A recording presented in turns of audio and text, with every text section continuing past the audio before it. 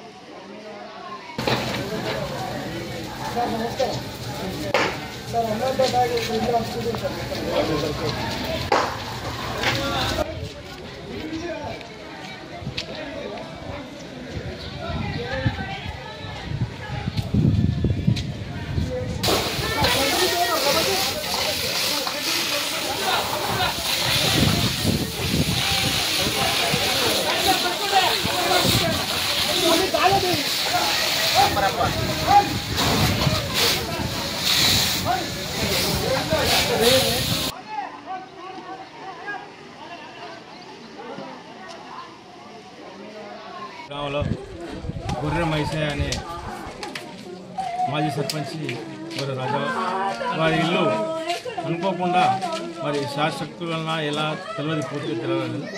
మరి ఇల్లు మాత్రం ధ్వంసం జరిగింది, పూర్తిగా కాలిపోవడం జరిగింది. మరి అందులో వాళ్ళ కొడుకు హార్ట్ పేషెంట్ అయితే మొన్న సీఎం రిలీఫ్ ఫండ్ కూడా వచ్చిందట. దానికి ఒక 45,000 రూపాయలు అందులోనే కాలిపోవడం జరిగింది.